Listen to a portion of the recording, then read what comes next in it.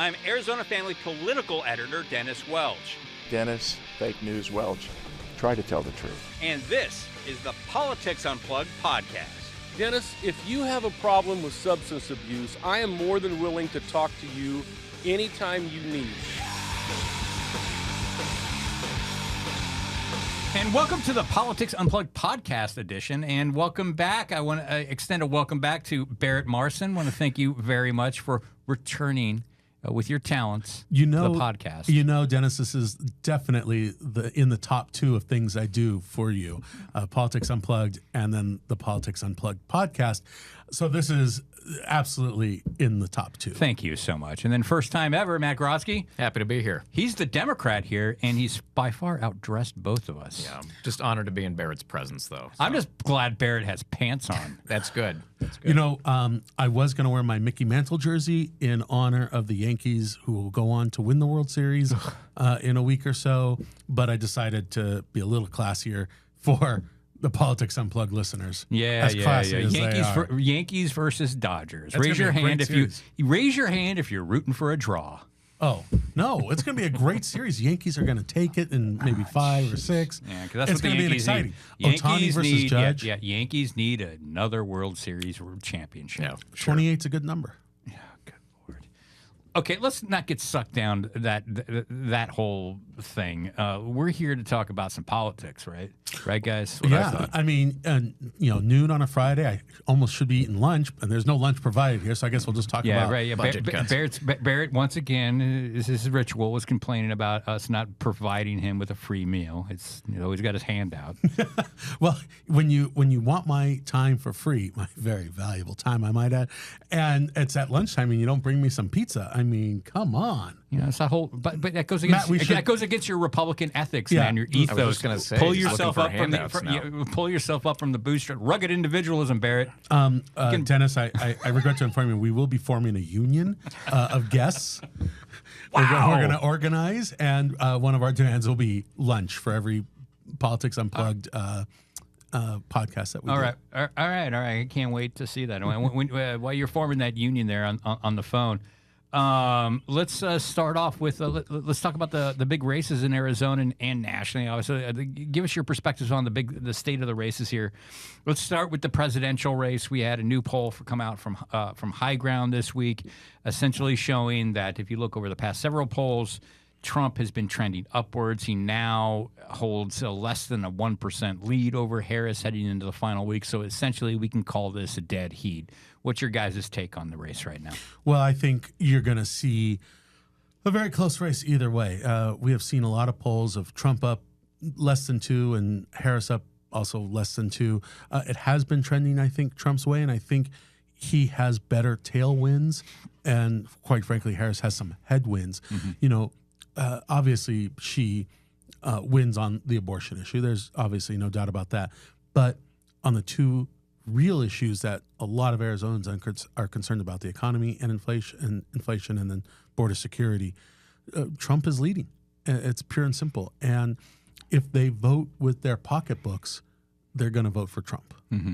And Matt, what's your take on it? Well, I think polls have consistently been close, which we know and recognize. But I think at the end of the day, there could be an undercurrent of enthusiasm for Harris that polls aren't capturing, very much the same way we've seen that with Trump in elections past. Now, it's going to be tight one way or the other. It was tight in 2020.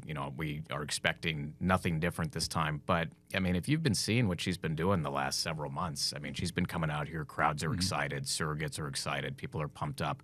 I'm not certain that the hand-wringing about the returns that we've been seeing in the Twitterverse are as dire as some people are suggesting that they are, but it remains to be seen. 2 weeks to go. I don't know if it's dire, but I will say, welcome to 2012, people. I mean, Republicans are leading in early voting, just like we have done historically. Right. And to my point, we're back to 2018 type of behavior, pre-pandemic, pre-big lie.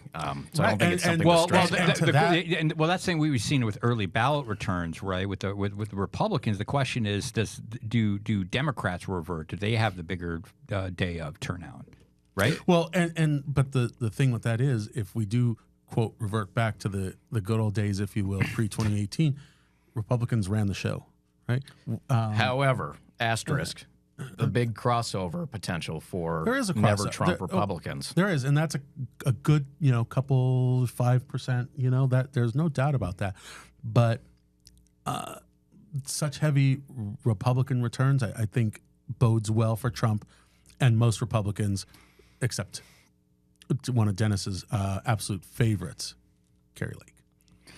I don't think her race is worth saving or is going to be able to be saved. Wow. I would agree with that. Although I do think it'll naturally tighten as we get closer. I don't think anything's completely in the bag yet, but she has lit herself on fire pretty well. So we'll see. But what is happening? Because obviously the Senate race, the polls have been showing. I mean, some double-digit leads here for Ruben Gallego. Mm-hmm.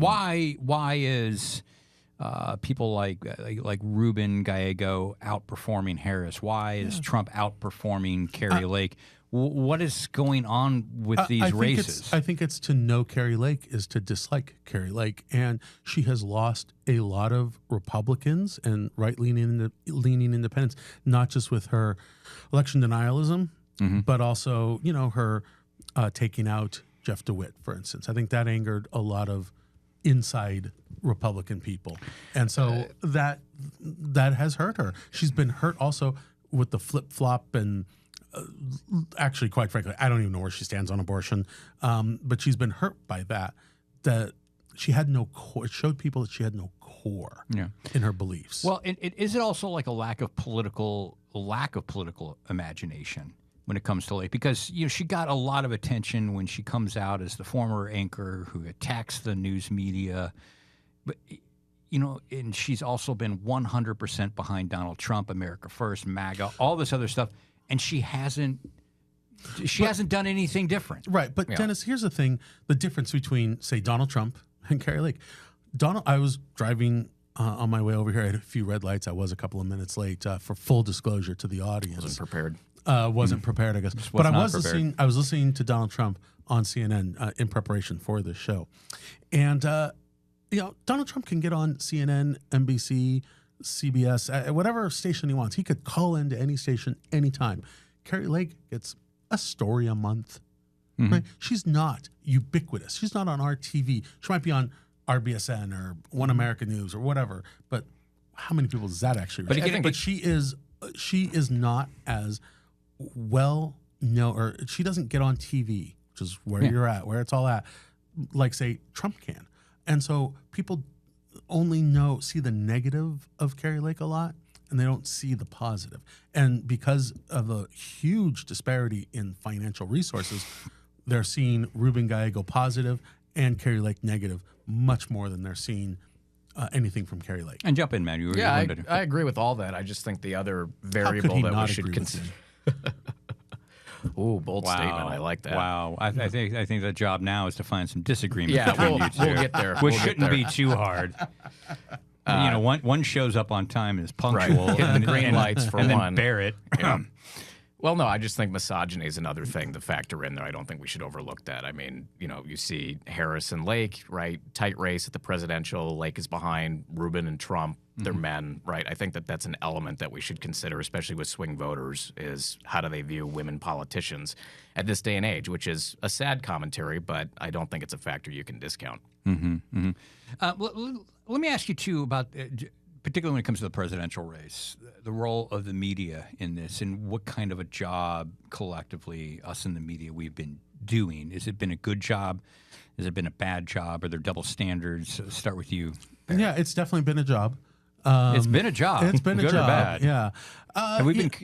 Has there been fair coverage? Has there been good coverage of this race? Probably not fair. Look, I did not vote for Donald Trump on this 2024 ballot, and in fact, I have never voted for Donald Trump on a ballot. But I do think the media overlooks his policy ideas. They overlook, who he is, and only focus on.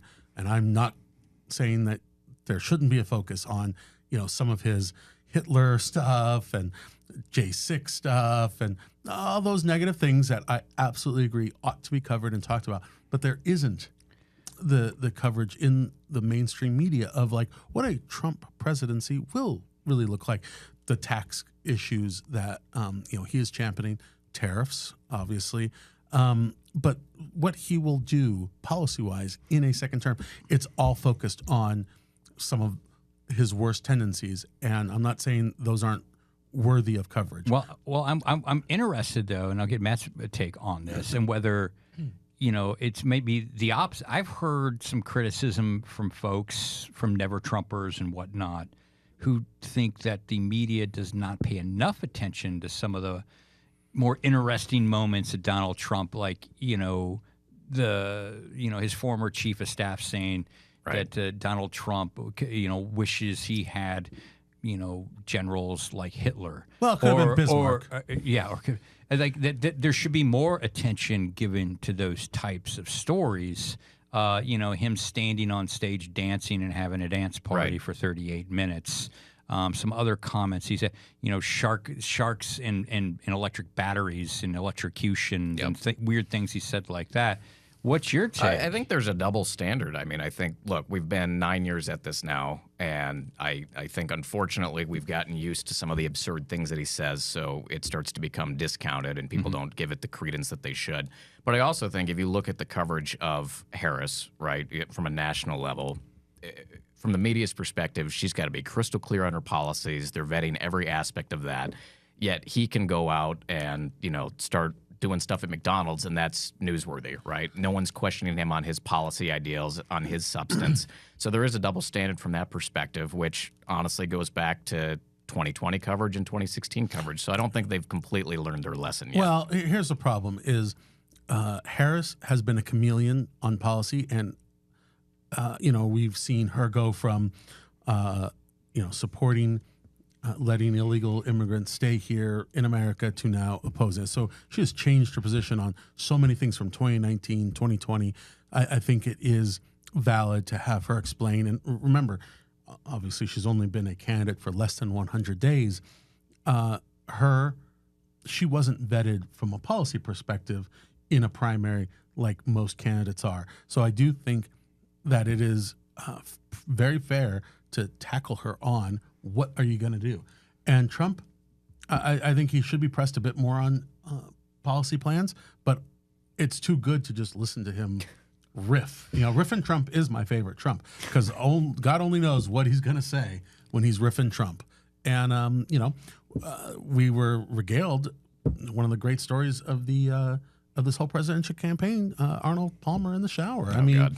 I think that was a wonderful story that he told, heartwarming story, as a matter of fact, what he That's my talked point. about. Okay, so we need to, parse through every level of our economic plan, but then, let's focus on this Arnold Palmer thing, and that's going to get the focus, right? He wants a fact check over here on Arnold Palmer. It's just like, we'll cover that, but his then we're going to scrutinize this. I think the other thing on the chameleon comment, I mean, this is a guy who used to, completely worship the Clintons and wanted to be at every Democratic Party when he was in New York. So talk about a total shift. Well, look, and Trump has had more positions on abortion than one could count. All right, and apparently he's the father of IVF, so that's exciting. I bet he doesn't know what IVF stands for, which is also which would track because I don't think he knows the names of all his kids either. But Tiffany probably escapes him, I'm sure. But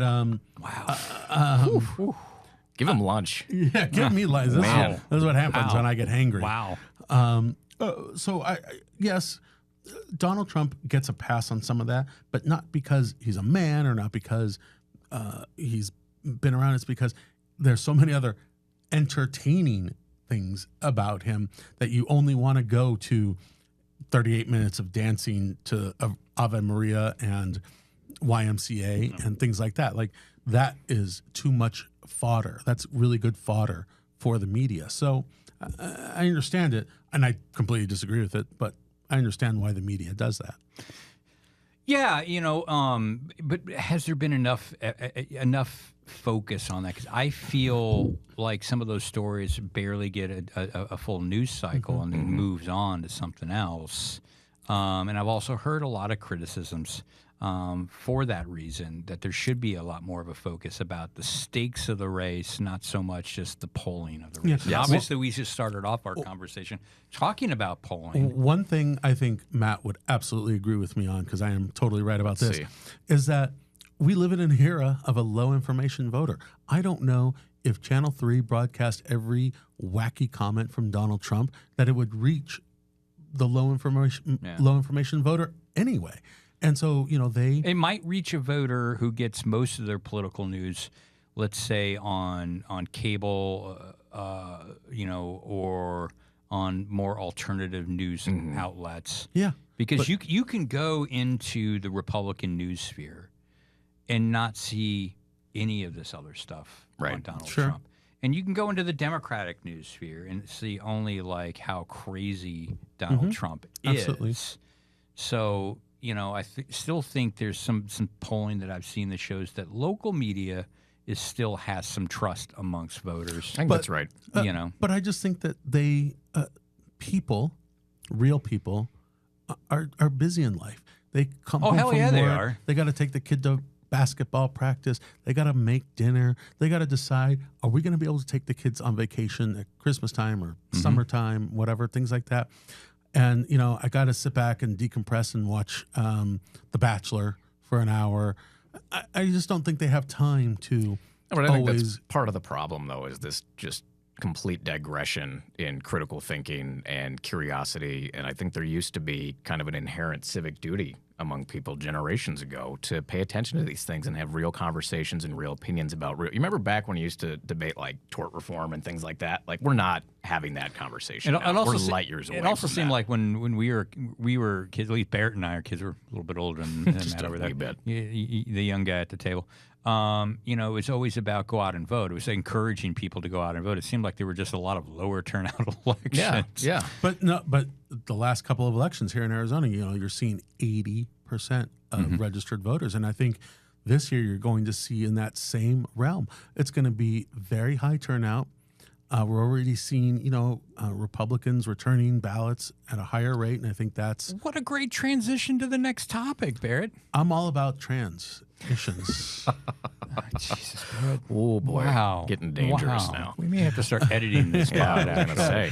But, you are seeing a higher return for Republicans like the good old days. And I get a text message almost every single day from Donald Trump personally. He knows you. He knows me. A handcrafted text. It's a handcraft. It says, "Hey, it's Donald here," Yeah. And encouraging me to vote early. This is from the guy who says voting early is akin to the devil worship, and so you're starting to see Republicans are listening to him. They're listening to Republican elders, and they are voting early. And I think that's important to bank those votes, to act like Republicans have for a generation here in this state. Yeah. Well, let's talk a little bit about those early ballot returns. What are you seeing in the numbers there? First, let's start with would be concerning for you as a Democrat, and then maybe and then transition and then talk a little bit about what any positive signs you see for being a Democrat. Yeah, I think at face value, when you see that Republicans are outpacing Democrats, that's when we all start to get nervous and jump around and hide under the desk. But I think to our earlier point, it's a return to pre-pandemic, pre-big lie behavior, back where it's more Democrats being day of voters, later voters, and Republicans being the early ones. I also think you have to take into account, and we haven't really chatted about this yet, is the length of the ballot this time around. Oh boy, Democrats, we love our research, man. We love to look at every race and every judge and work that Google machine. And I think Republicans, to your party's credit, are much better about we're following the guide that we got. We're going to go straight down, put it in the mailbox, good to go. So we're taking our sweet time with Yeah. it. So that's a humble brag. Look Yeah. at him with the Democratic humble brag. We like to do our homework. right. Yeah. Well, they can sit and do their homework and then forget to vote. But it took me, an informed voter who knew almost every race on my ballot and every proposition and how I was going to vote. It took me 16 minutes just to fill in the bubbles. I timed it. That's a long time. And I think the problem is going to be on election day when there's a line of 100 people and in a vote at a voting location and there's 10 stalls, 10 corners to vote in, setups and Voting booths. Voting booths. Thank you. He's hungry. Yeah, I was hungry. I can't, there are 10 voting booths, and it's going to take everyone 20 minminutes to vote. That you're going to sit out there for a couple hours, and God forbid Thank it's the Republican legislature for that. 95 degrees, or hopefully it's not raining. I mean, you hope that the weather is fine, but it is going to. There are going to be long lines. There are going to be pissed off voters, and to that I say, I did it from my kitchen table. Why couldn't you? No. Yeah. You know, it's one of my a relative of mine who shall remain nameless wants to take her young baby to a voting center on election day. That's mean. Because of the nostalgia. Get him in the of it all. habit. Get him in the habit early, right? And that's great. That's all well and good, except you're going to stand out there with this little baby, who's a gorgeous little baby, by the way, and you're going to stand out there, and it could be an hour that you're out there. That baby is not going to want to stand out there for an hour, and you're going to maybe have to leave the line, and then are you going to come back to vote? I think that's a real issue. It was a real issue in 22 when there were long lines and people got fed up. Mm-hmm. And I think it's going to be an issue here through no fault of anyone other than you didn't want to vote early. Vote early works. It's safe. It's transparent. Yep. And it's the message from the Trump campaign this time around. I mean, Yes. the rally the other day I went to at Mullet Arena in Tempe on the campus of ASU. Right above the stage where he was at, front and center, there was a sign that said "Vote early." That's great. Yeah. They learned their lesson from last time. 180%, 180-degree turnaround from 4 years ago. Absolutely. When he was just 2 years ago and 4 years ago, Republicans ran the table in previous elections by voting early. And if they go back to that, we should do well come 10 days from now. Maybe. That pattern of behavior was still in place in 2018, and we had a pretty good 2018. I still think you got to consider the crossover Republican vote. I do think it's higher than 5%. I think it could be as high as 10% with the amount of work that's gone into that.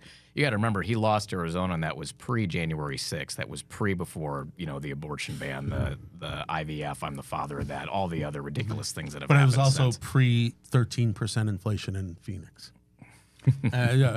Dismiss that all you want. Voters really care about rent, about mortgage payments, about the ability to move, about gas prices, egg prices. I don't disagree with that. I think that the mindset of the voter is very much, how am I doing right now? And I Right. do think it's I mean, I had and this they conversation cannot months afford, ago. and they cannot afford to move into a bigger home. They can't afford to Yeah. buy their first home. They can barely afford rent in their 2-bedroom apartment. Right. I think- so I agree with you there, and and it's not good for Harris. Yeah, and I think and have thought for a while now that housing is at the heart of all the issues and sort of the anxiety and angst out there because, and particularly here in Arizona, what's happened to the housing market is just incredible.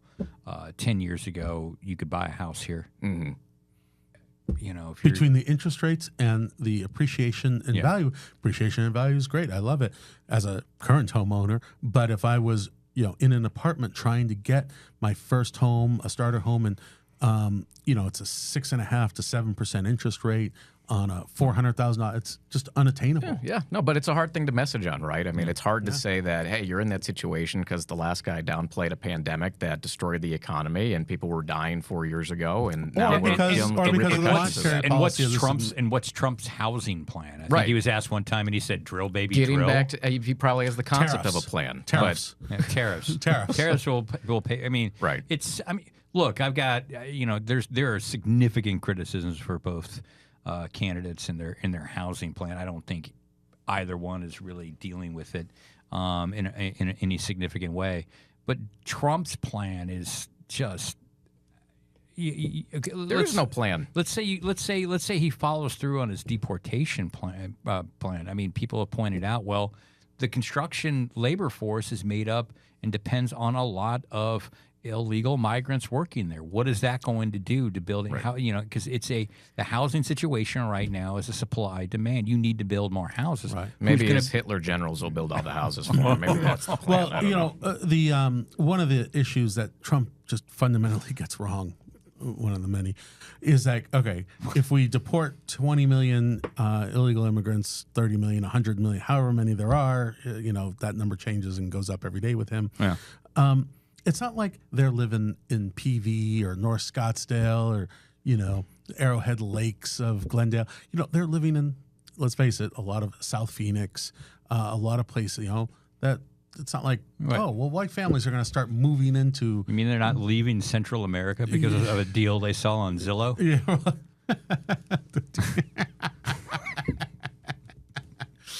Gotta get you a drum set in. Yeah.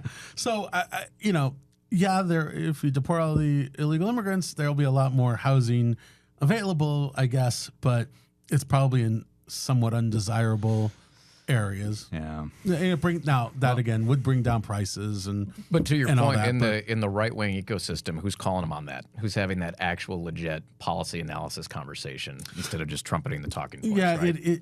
Look, a problem I have today is we don't do a lot of discussion of policy around here. No. There's just not. Well, let's talk about polls, but Yeah. let's not talk about policy. Yeah, and well. that's an issue. And I do enjoy sometimes when we get quite frankly, the vice presidential debate I thought was full of good policy, and it was panned, right? There was Minnesota nice or Midwestern nice. I don't think it was panned I by think it was calling panned. it Midwestern People nice. were upset that there weren't fireworks. Yeah, I think people were upset they that were there mad was that it no- took 88 minutes for him to kind of get Vance in a zinger, right? Yeah. So, No, All right. I've got to move because we're running up, getting close to time here. it's a podcast. Can't we go for 6 hours?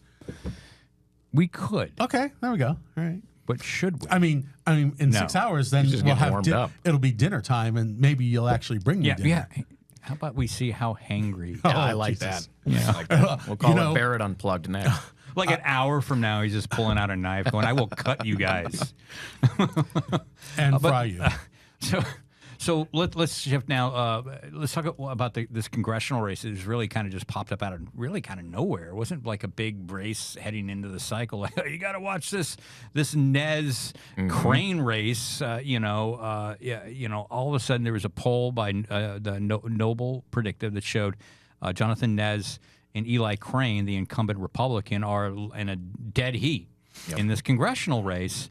And then, within hours, we're getting inundated with ads on TV and And everywhere. Cook changed their rating of it, all that stuff. What the hell's happening Well, I here? think Democrats have done a very good job of messaging with tribal communities. I do think the fact that Nez is running has woken up a part of the electorate that normally kind of abstains from voting. I think Crane Fascinating. has not done himself favors with some of the comments he's made on the House floor. But I also think, you look at what Gallego's done by going down to Havasupai, right, engaging directly with voters. And you've got Waltz going this weekend, I believe, to Window Rock. So they've constantly done these touch points. You had Biden in town; he's doing the apology for the boarding schools, all that. So there's actual messaging that's going and talking to these voters, and I think you're seeing the product of that. Something that definitely is in Crane's favor is Nez's favor. Something that's probably in Nez's favor is it's kind of hard to poll the reservation. And so if he's tied with, probably an underrepresentation of the reservation, that bodes very well for him. That district, I've worked that district a couple of times, a couple of losing candidates, and it was just impossible for Republicans to solve the Navajo issue. Crane didn't necessarily do that, but after redistricting, it became a little bit more red. And so that was a big help. But at its heart, that is a Democratic district, though many of those Democrats are conservative Democrats.